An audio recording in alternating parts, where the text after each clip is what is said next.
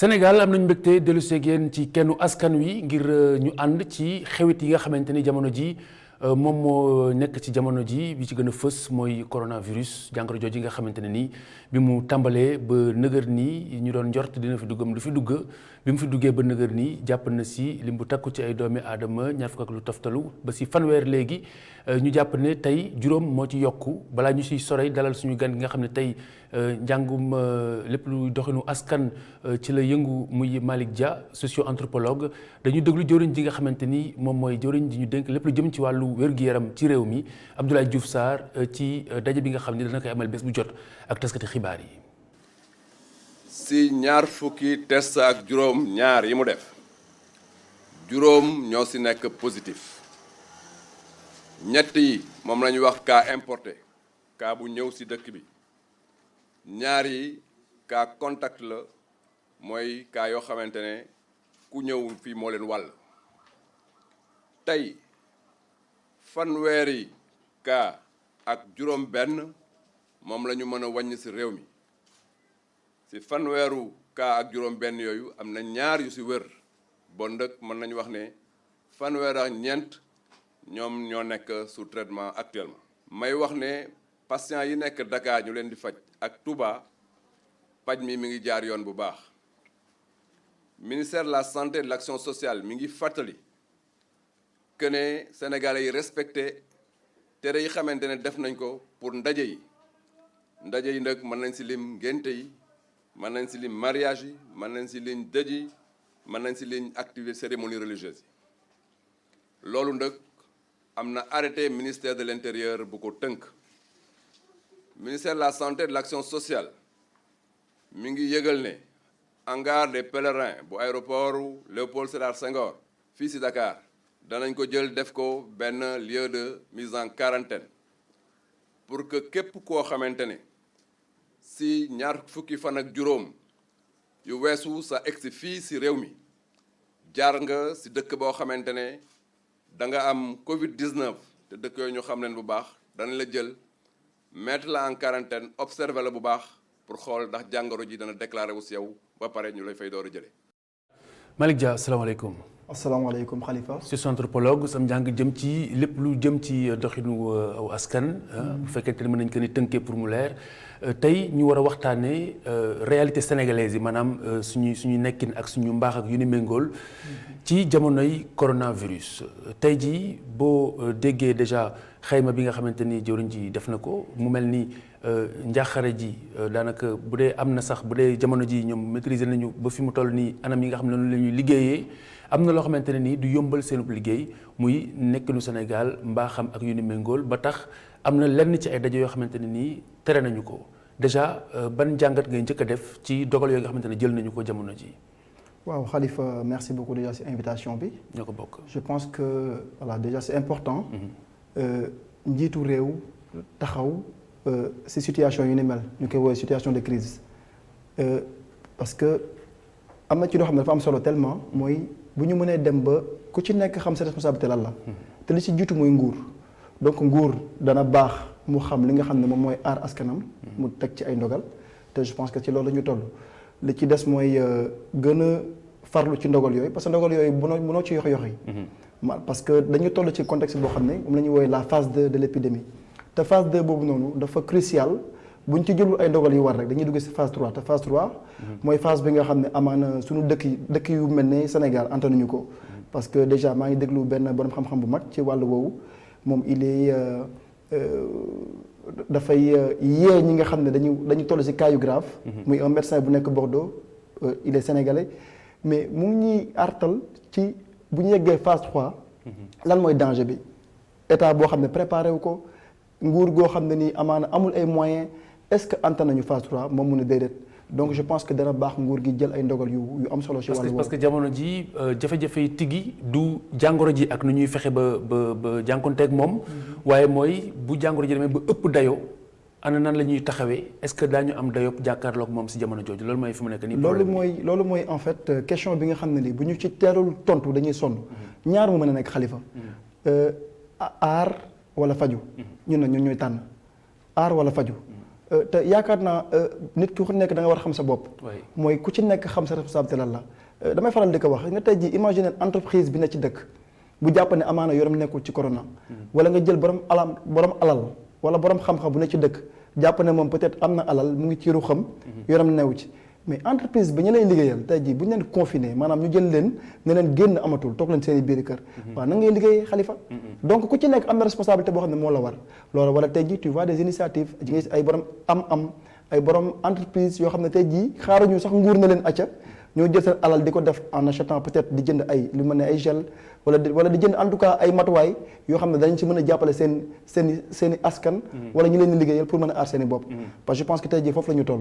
jamono ji ñu toll nii pour dellusiwaat ci solo waxtaan wi mooy nekki ni Sénégalais yi seen mbaax ak seen i habitude par rapport ak coronavirus bi gis nañu ne nguur gi jël na dogal daal di tëj l'école yi. waaye booy seet xale yi ba nga ñu ngi si mbedd yi di football. leneen li également mooy am na ay daje yoo xamante ni ki xew gendarmerie moom mujj ñëw pour tas ko jamono ji lan mooy li nga xamante ni moom mooy war a doon taxawaay bi ci néewal boobu wala ñàkk xam boobu nga xamante ni taxawee nañ ko ba ñu obligé ñëw di tas loo xamante ni yiir leen moo ko waral. jërëjëf Khalifa bi nga waxee le mot mooy ñàkk xam.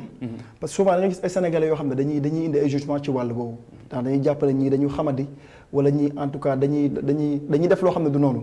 man ma ne déedéet nit dafa baax itam boo bokkee ci askan nga xam ban askan la dañuy nekk ci dëkk boo xam ne ñëpp xam ne ni dëkku caada la ak cosaan donc muy dëkk boo xam ne ni dafa ànd ak ay réalité kon réalité yooyu noonu bu ñu ko analyser wul mënuñu teg une stratégie de communication maanaam bu ñu ko càmbarul bu ñu xoolul askan bi ban xeetu askan la du ñu mën xam ñi nan la ñuy waxtaan ak ñoom nan lañ leen mën a gëmalee que ne lii lu am la nan lañ leen mën a gëmalee itam que il faut ñu def li ñuy wax changement de comportement maanaam il faut ñu coppi doxalin yi il faut ñu coppi jikko yi parce que tey jii boo xoolee c'est très facile boo xoolee tey jii li am ci àdduna bi Sénégal yàlla def na ne on en est à quoi à 34 cas mais 34 cas tey jii mën na ko comparer ak des milliers de cas te milliers de cas yooyu daf moo ñu war a yee maanaam il faut des faits loo xam ne dañ ciy mën a dut baaraam xam ne lii nii su ma ko xoolee rek war na tax ma yeewu. c'est-à-dire si tënk ba na gën yàlla mu ngi ñu suturaalandi parce que réew yi ñu ëpp kàttan ëpp ñu doole ñu ngi wàññi seen i néew bés bu jot Italie tey rek wàññi na lu ëpp ñeenti téeméer ni kii na ma ko baaxoo ba ñu dooree ba nëgën ni te Sénégal ba nëgën ni mar d'Italie ñi ñuy wàññi rek mooy cas yi si yokku donc loolu am njàng la war a doon par rapport ak li nga xam ne moo xew bitim réew jamono ji. njàng mu rëy la war a doon maanaam yow tey ji da nga war a jàng ci li am si àdduna bi ma joxe juste benn cas bu simple rek Khalifa ba dama jàpp ne peut-être li ñu tontuwul ci lan moo tax Sénégal amul Ebola peut-être loolu tamit bokk na ci li tax gëm-gëm yi des parce que imagine tey jii dëkk bi ñu gën a jege muy Guinée la fa am ci Ebola la fa dee ci ay nit ñu ne feebar bi bu jàppee fukki nit rek daanaka juróom yi génn nañu àdduna ak la fa xew yëpp àdduna yëpp joytu ko te Sénégal compté wul benn cas ñëpp ne lan moo tax kenn mënu ci tontu du scientifique du borom xam-xam du borom daraja waaw dama ne est-ce que loolu taxul ñu bëri jàpp ne amaana dëkk bi dëkku Sëñ Touba la wala dëkk maam El Hadji Malick. si loolu laa bëggoon a ñëw parce que ñaare dañuy wax ni ay mag ñu baax ñoo fi tëdd. donc fondamentalement lii daal ñële lu ñu daal parce que dañ koy jàppee xeetu balaak yu ni méngool. alors que Makkatal Mukarram fa ko tëdd. ñoom jël nañu seen i matukaay. waaw te boo xoolee ci matuwaay la fa la adduna bi yëpp tolloon. maanaam même France bi ngay gis ñu nekk ci ay cas yu grave. Italie Corée même la Chine amaana. li Màkka def ni ñëw bu ñu ko teeloon def amaana feebar bi du yegg fii loolu la Sénégal war a def. mais si sa xam-xam ak sam njàng en tant que socio-anthropologue par quel bout prendre les choses c'est-à-dire nan la autorités yi mën a aborder Sénégalais yi ba ñu jël mbir mi au sérieux comme ni ñu ko war a jëlee. bon malheureusement en matière de crise maanaam bu ñu nekkee ci crise surtout si wàllu épidémie ça va dans tous les sens. maanaam ku ci nekk da nga wut ay pexe. nguur lenn moo ko mën a may chance. mooy mu fexe ba bu continuer cette relation de confiance bi mu am ak askan bi askan bi mën ko déglu lu mu leen wax ñu def mais parce que bu ñu dépassé foofu dañuy yegg ci beneen domaine mooy maanaam dem ba askan bi commencé di utal seen bopp ay pexe te loolu wóorul. xam askanu Sénégal ak particularité am booy xool askanu Sénégal xëy na ñu déglu sëriñ bi mooy gën a yomb ñu déglu autorité bi quelle que soit sa station si aspect boobu noonu laa nan lañ ko mën a appréhender. waaw xam nga après appréhension bi. tey boo xoolee nañu tàmbalee je me dis que c'est bon. mooy tey jii la ñu tàmbalee mooy comprendre déjà xeet xeetu askan bi nga am ban xeetu askan la. parce que wuute nag peut-être askan ba nekk France wala askan ba nekk États-Unis mais dañu am askan boo xam ne nii si wàllu aada ak cosaan dañ koy sori ba tax na suñuy ay mag suñu ay kilifa diine dañ fiy jouer rôle bu rëy rëy rôle boobu noonu tey jii boo ko teggee de côté da ngay jum looloo waral tey ma jàpp ne looloo waral nguur gi teel a jug jox yooyu kilifa loxo wan leen ne itam tey jii vous jouez un rôle important maanaam tey jii bien que ay kilifa diine ngeen seen xam-xam màccu jëm ci wàllu santé waaye ci wàllu kaddu ci wàllu communication da ngeen a am solo te solo boobu noonu da ngeen ko war a dox ba mu mat te bu leen xaar kenn ku leen ci woo je pense que tey jii foofu lañ toll au Sénégal. léegi ci wàllu xew yi nga xamante ni yenn saa yi police wala gendarmerie dañuy ñëw obligé ko tas ci lu doy waar wala lu ndaw te tuuti lu ñuy xeeb muy suñu mbaax muy itamit suñu habitude muy naan ataaya. waaw parce que tey dama bëgg ñu wax ak askan wi ci les habitudes du quotidien. muy lu kéemaane. xam nga sànq dama la wax ne la il faut ñu dem ci changement de comportement. te changement de comportement mooy loo xam ne ni nekkul mbiru groupe. wala mbir moo xam ne en tout cas dañ ko war a planifier ñëpp toog ñu waxtaan ci non.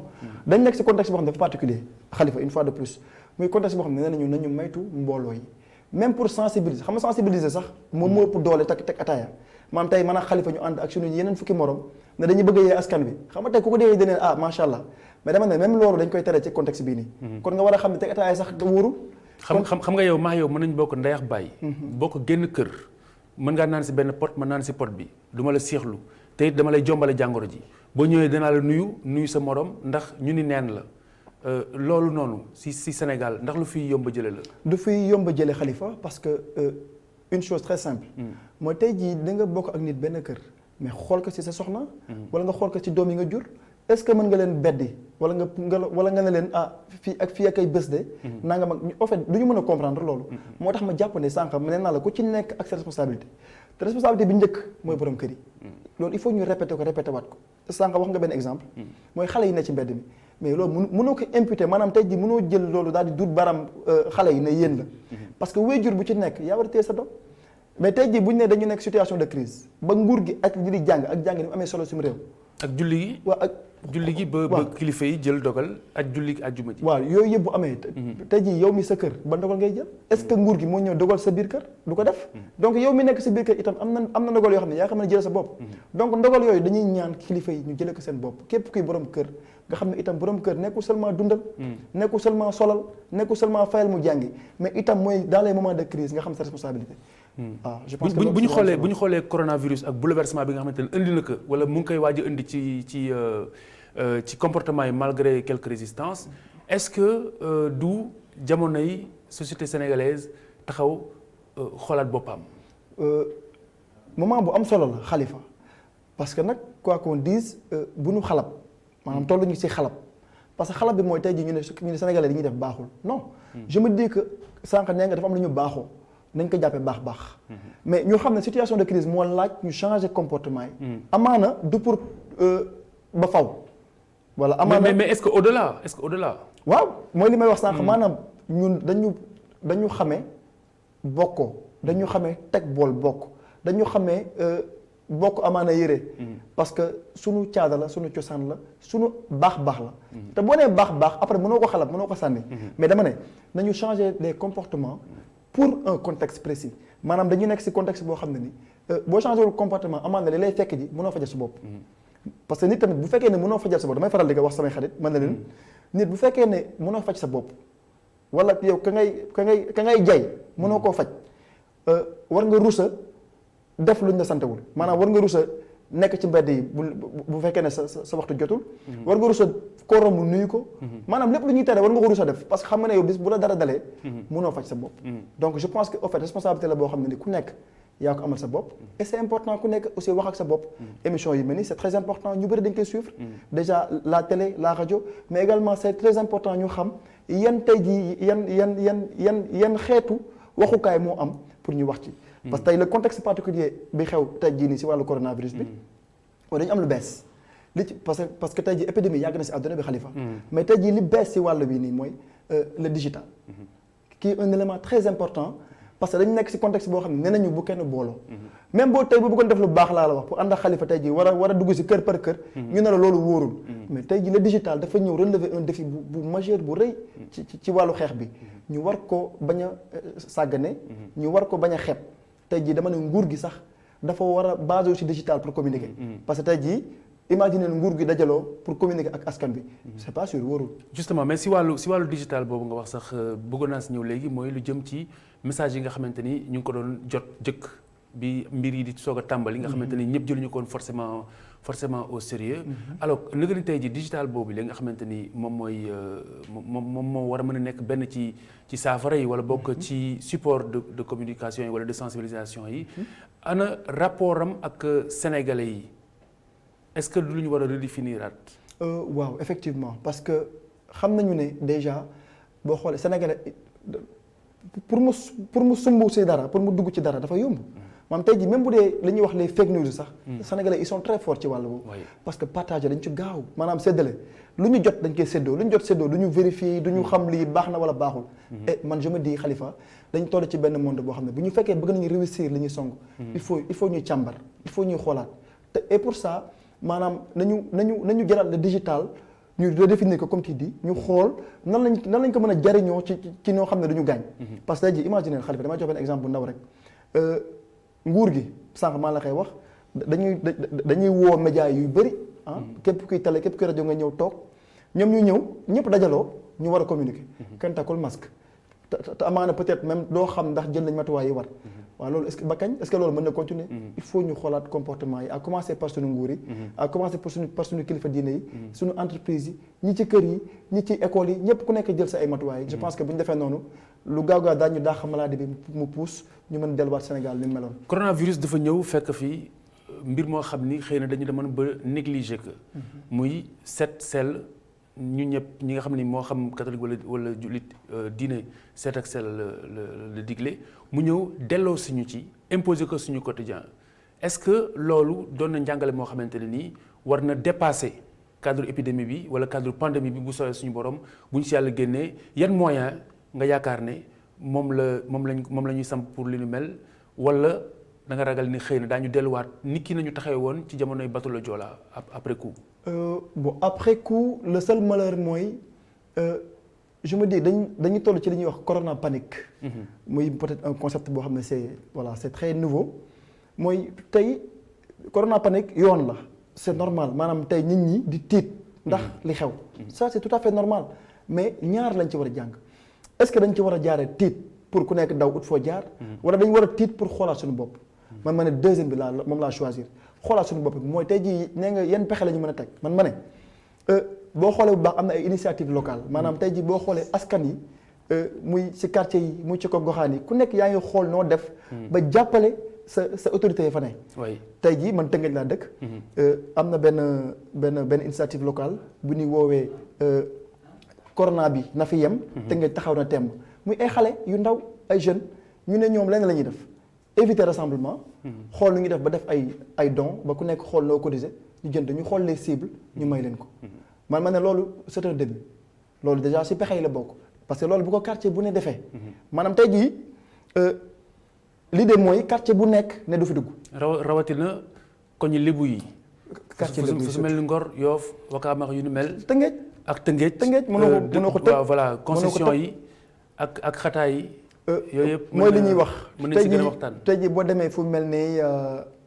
Ndar dem fu mel ne yenn quartier yi wala Guet Ndar da ngay gis ne par exemple foofu am na façon dëkkin yoo xam ne ni si ñoom dañ ko baaxoo maanaam ñoom loolu dérangé wu leen parce que ñoom noonu la ñu yaroo noonu la ñu mel dañu tàmm di bokkoo dañu tàmm di ànd ci lépp dem géej dañuy ànd def groupe si kër yi même groupe lépp groupe waaw ñooñu mooy li may wax sànq boo xamee ban xeetu askan nga jàkkaarloo si ngay mën a defar sa communication si nga mën a xam ne tey jii de su ma bëggee wax ak ka dëkk Dakar Plateau bokkul na may wax ak moom ak tey du ma demee Guet Ndar. pour man tey foofu la ñu toll et le rôle du socio-anthropologue également c'est ça mooy aider l'État ci wàllu boobu wan ko ne ko. la communication mënu nekk lu unanime. mënu nekk loo xam ne da ngay jug rek. foo dem rek teg dara. il faut nga adapté ko ci cible bi il faut nga adapté ko ci cible bi. et ça ce n'est pas seulement le fort des marketeurs. mais également ki xam social. xam lan mooy askan itam je pense que loolu aussi ci rôle am la bokk. très bien donc fi mu nekk nii est-ce que mën nañu wax de façon caricaturale que coronavirus quand même am na xëy na lu mu ñu mën a jariñ. daf ñuy jàngal xalifa daf ñuy jàngal ci suñuy comportement. daf ñuy jàngal lu bari xalifa li ñuy jàngal mooy démb maa ngi dégg le professeur Ndiaye bi nekk CESTI. muy tooñ mu ne. Mamadou waaw Mamadou ndeysaan nuyu au passage. waaw ndeysaan démb maa ngi koy dégg démb mu ne li triste ci corona bi mooy corona dafa ñëw jàngal ñu li nga xam ne moo basique. ci doomu aadama mais li ñu xam sax. voilà li nga xam ne nii dañ ko baaxoo woon cosaanoo ko màggaale ko. loolu ñëw di ñu jàngalaat. te daf lay won également sa ay limites. maanaam daf lay won ne yow loo daan jaay civilisé ndekete boo dugg oto sax amaana buntu ba ngay laal sax am na loo fay baax wala am na loo fay jël te mosoo ci bàyyi xel amaana boo ñëwee sa kër sa doom bi ngay fopp am na looy bàcc moom wala am na lu muy bàcc yow te bàyyiwoo ci xel je pense que comportement la yoo xam ne ni corona bi jàngal nañu ko te li doon gën mooy en tout cas bu ñu bañee yu mel ni di am di amaat mooy ñu mën a maytu bu baax a baax a baax. très bien lu jëm ci wàllu xew yi lu jëm ci wàllu julli yi yooyu yëpp doon na loo xamante ne ni dindi nañu ko loolu dafay wane ni à un moment donné maladie bi xëy na wala yu ni mel dina xëy na bàyyiloo xel nit ñi malgré li ñuy wax ne kenn mënu ci dara muy la foi. Khalifa loolu mooy temps de crise. temps de crise mooy ñëw bouleverser. ngëm-ngëm yi. mooy ñëw bouleverser xam-xam yi. parce que tey jii imagine lu mel ni julli. te dañu jàngal sax nañu. julli mbooloo surtout en plus waay. julli mbooloo dañu jàngal nañu tànk ak tànk mbagg ak mbagg. tànk ak tànk mbagg ak mbagg mais si jamono yii mais mënoo ko def. loo gëm yàlla mënoo ko def parce que même enseignement prophétique bi jàngaloo la loolu.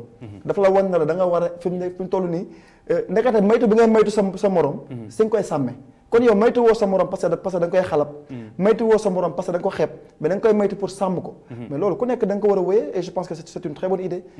tey jii ñu tere ko même bu ñu ko terewul woon.